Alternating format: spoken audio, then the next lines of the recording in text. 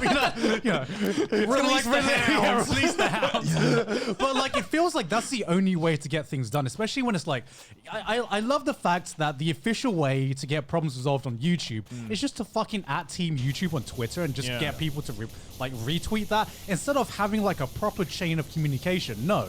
You just gotta make as much fucking noise on Twitter as possible. It's not a last resort to @Team YouTube. It's just a requirement. If it's a YouTube problem, I'll @Team YouTube. But like this, it was kind of that company. And honestly, like their social media, I found their social medias and everything, they're really small. If I wanted to like make them known that it was like, I could have tweeted out and be like, hey guys, go and fucking spam their social media asking to remove the strike. But I don't know. I don't know. I just didn't want to do that. You don't want to use your power for that kind of stuff, right? But it's sad as well because like, I could do that, and that would be like, I guess, abusing my power, right? Yeah. I guess. But then also, the only reason they aren't taking me seriously is because I'm an individual. Yeah, exactly. And it's unfair because they're a company and they think that I'm just a fly and that they can just swap me away every time, which they just kept doing. And like, at any point, I could have just made like.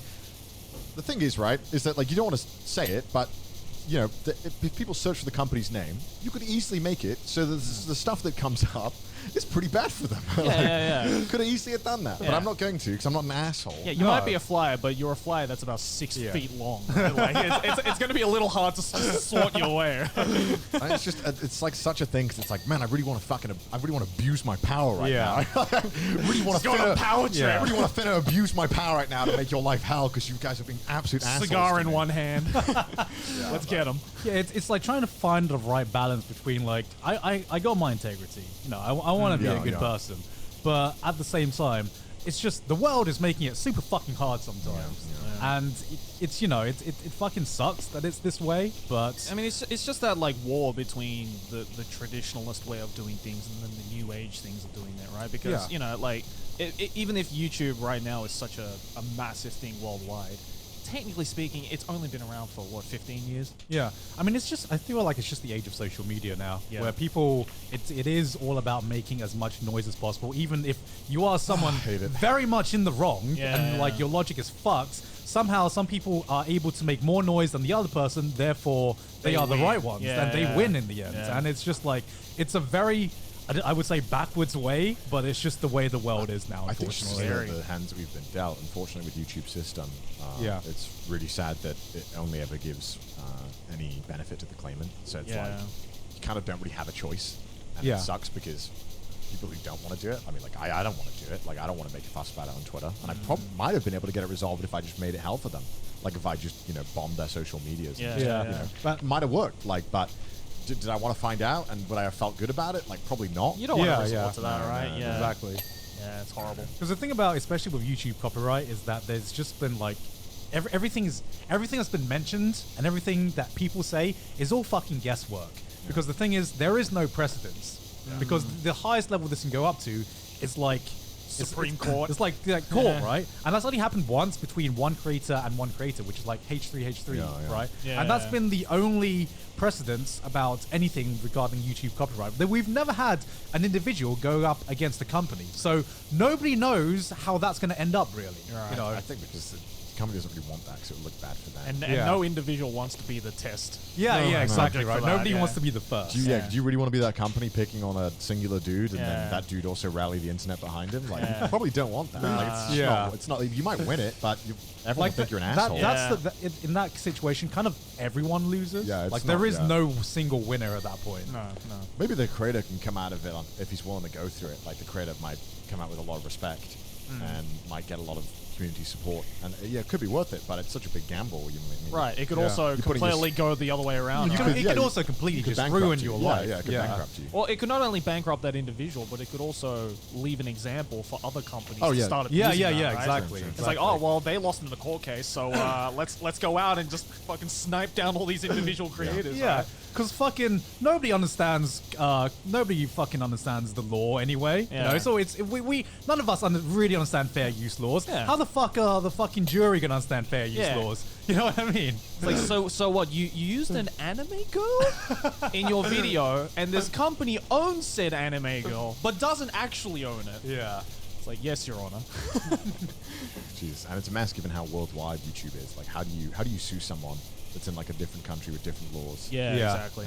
You know, what if none of you are American company? Which laws are you using? Are you using YouTube laws? Well, that's the problem, right? You know? Is that like I'm not an expert, so right? I'd love to know. And I think that's why, like, at least the majority of anime YouTubers who have been caught using anime footage in their videos have managed to get away with it, because in Japan we don't have fair use laws, but in America, where YouTube is hosting, we do have fair use laws. Yeah. So it just never happens. The Japanese look at that and we're like, oh shit. Well, I guess we've got to back away it's now. probably not worth their time either to, try and figure out who if they can do it. Yeah, right? and it is an unfair system because it really just fucks over any of the small creators. Oh yeah. You know what I mean? And I feel like if you're a small creator, the best strategy you can go for is be friends like a bigger creator. You know what I mean? Yeah. Because if you're ever in any trouble, then you got to rely on them to like make noise for you, because you can't do it for yourself. And I can't really think of a better way to go about it aside from that. Except just fucking giving up. There's literally no other way of going around that, right? Right? Yeah, it sucks. Yeah, it's kind of unfortunate. 'Cause even like creative our sizes, it's still difficult to get things fixed. I think the only creators like I can think of that would be like able to get shit done is like maybe like Mr. Beast, because he's like obviously if YouTube's really friendly with you, they'll help you out. Like, they'll figure out a way to make it like go away. Right. Yeah. But it's like one out of how many million channels That's the on thing, there? right? There's like maybe like 100. I bet no more than 100 of those people who can have that kind of power. Yeah. Because even we're like big creators, I guess. I mean, we're big creators in the anime field, but in the overall fucking scheme of things, we're just a fucking We're still pebble. decently sized though. Like, yeah, but I think in 2020, like beginning of 2020, like rough estimate, there's I think over 10,000 channels now with over 1 million subs. Wow. So it's we're definitely not we're definitely expanding more. But you'd still think that the ad revenue that you're maybe bringing in, is more than like a Google employee, so it might be worth. Right, but how many Google employees are there? True. I guess that's tough. At the end of the day, yes, we may be big in our separate fields, and maybe compared to other like smaller creators or people who don't do stuff. Yeah. But in a bigger sense, the ceiling is very, very high. It should be nice because they take 45% of your ad revenue. It'd be nice to know that they give a fuck about it. Not just host the videos. Yeah. I mean, they're big enough where like they can't care about. They don't like 1 million 1 million subscribers. That's like not true. Yeah, I guess they only care about the creators that can actually affect their reputation, which are the super big ones. It's 0.001%, right? Yeah. Because I get it when like you see on Twitter there'll be a dude with like 20 subs who's like, man, well, YouTube's so unfair to the small guys, and it's like, come on, you have 20 subs, you don't really like have much to lose. Like I know like you shouldn't be discriminating against sizes, but also I think there should be a prioritize on people who are living off it and that use the system through. Yeah, I mean, it's like I feel sorry for YouTube at the same time as well, because I'm like can't win. I'm thinking about this from like their perspective, and like how do you solve every problem that you have on YouTube? Because YouTube right now is too fucking large. There's too much content to be able to know what everyone is doing and everything being uploaded. Like it feels like it's just an impossible puzzle to solve. You jiggle around one thing and then like another piece pops out. You know what I mean? That's what it feels like. Where I feel like they are doing the best that they can, and I feel like as creators, we all like are very grateful to YouTube. But the sucky thing is that if we have a problem with YouTube, we have to make them look like the fucking devil. Yeah, you know what I mean? Yeah. Whereas my personal opinion is that I know YouTube's doing the best they can. I know there's like some massive problems that happen where some people getting banned or some people getting demonetized by like accidents and everything, and it can affect livelihood. But I look at this also from like the perspective of, hey, this platform is just fucking massive. It's gonna be impossible to solve every problem with a bot, but that's what they need to do. They need to have a bot because you can't have actual humans looking over everything that's being uploaded. Yeah, because hasn't YouTube like in terms of like stuff that Google owns, hasn't YouTube been in the red for like the past like 4 years or something? YouTube's constantly losing money to Google. I mean, it's not the value of making money. It's the amount of information that YouTube brings Google is like priceless. Oh yeah. It's like what 50 hours of content uploaded every minute or second. I think to YouTube. Way more than that. I think it's more than that. Yeah, it's insane. It's insane. Yeah, but no, it's scary. But I guess like that comes with the price of it being just a brand new type of entertainment,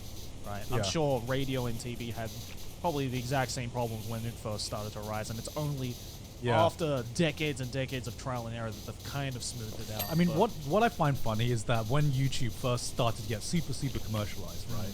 And people start having all these problems with copyright and a lot of people taking advantage of the system. People are like, well, this is a fucking dying platform. Let's go over to Twitch, everyone. Yeah. And then now that Twitch is like starting to like burst into the mainstream, we're now seeing like the same problems affect Twitch creators now. And everyone's like, man, Twitch is getting so hard now. Twitch is getting axed like even harder. Yeah, exactly. Like the new DMCA laws are bloody ridiculous on Twitch now.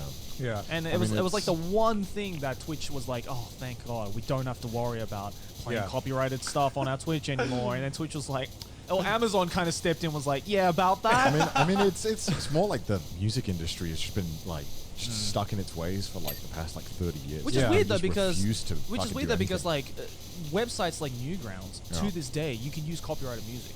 And they won't do anything about it. That's because no one owns Newgrounds. Newgrounds is like still privately owned. Right, but the thing is like even when it was in its prime, like the music industry never stepped in and tried to do something about it. They were just like, well, because the money wasn't there. Yeah, like when the live streaming, they see all these like $1 billion buyouts. Oh yeah, like that's what he's saying. The music industry, like hello, like basically, I feel like it's just the content cycle. Like everyone tries to find this new platform where we talked about the golden age of the internet before, where things were like less regulated and everything. But as soon as something does get popular enough, it's just an inevitability that companies are just going to want to get in on it, and it's going to be more regulated, and you're going to have content creators are just going to have less freedom. It's the unfortunate truth of the internet, and it's the unfortunate truth of media.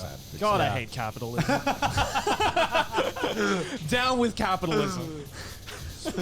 But should we get into some of our favorite YouTube channels or just channels we like watching? Yeah. Because I feel like we all watch very different YouTubers, or I don't know. I mean, we established like before that like the amount of YouTube the three of us watch is probably quite different, right? So like, here's my first question to you guys. What do you guys look for in a content creator? If anything, because I'm the type of guy. People like whenever I get asked. Like who my favorite YouTubers are, like especially in conventions and panels and everything, everyone expects me to like say anime YouTubers. My favorite anime YouTuber. Right. And like because it's my job, like I try to make it like I try to watch the least amount of anime content as I can because I don't want to. One, like it's my job. I can't view anime content in the same way ever again. And two, I don't want it to affect my own content. You know what I mean? So many of them suck. I'm just kidding. I'm just kidding. No, but I totally agree. Like, it's like my YouTube viewing time is my off time. Exactly. I just maximize YouTube, man. Every single moment of my life I'm watching YouTube. So I don't do that. Do you watch AniTubers though? Like a few. AniTubers who like you don't know personally. Like I obviously watch your guys' content, like people I'm personally friends with, but I very rarely watch AniTubers who I don't personally know. There's some I like, but I feel like they're not quite there yet. Like they're still figuring out their style. So because they're new, or because they're new. Right. Yeah. But I find enjoyment in watching the new channels kind of like figure out their own way and like seeing their growth. I mean, some of my favorite channels on YouTube are the tiny ones where they've only got like update videos. Like, I love those. I love those. Where they have more update videos than actual content. Yeah. I would name one or two, but I'm also worried that I don't want to bully them. I'm also worried that they'll get like 10,000 new viewers and they won't know how to handle it. Yeah. But you know the ones we're talking about. They're out there. They're out there. But like, okay, I mean, like obvious channels that we all like and enjoy, just like Internet Historian. Everyone fucking loves Internet Historian, right? I mean, like, what else? What else? Come onto the podcast, Internet Historian. Yeah. Nakey Jakey is one of my favorites. I remember Nakey, because I discovered him.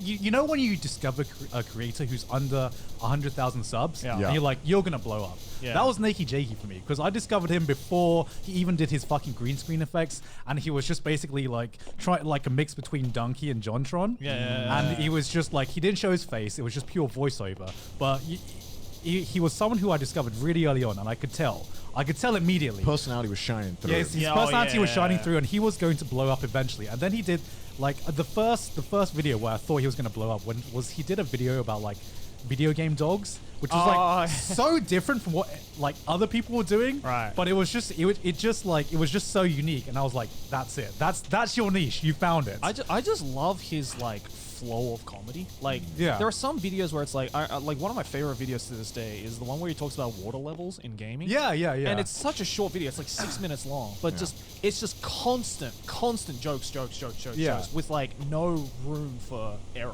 whatsoever. Yeah. And I just love videos like that where it's like, cut all the bullshit filler out, just say the punchline, then immediately move on. Like that's the type of comedy I strive to do in my thing as well. Like I feel like everyone knows, like, thinks of him as just like the guy who has a green screen and sits on the ball, but like as someone who's been following him for ages, he can do any kind of content and it'd still be fucking great. I mean, you do a lot of writing, right? So I mean, I assume you think his writing is also pretty spot on as well. I think his writing is fucking brilliant. I think his brilliant. It is really hard, and even I'm still trying to learn this to try and balance like analytical, like your thoughts and analytics to comedy.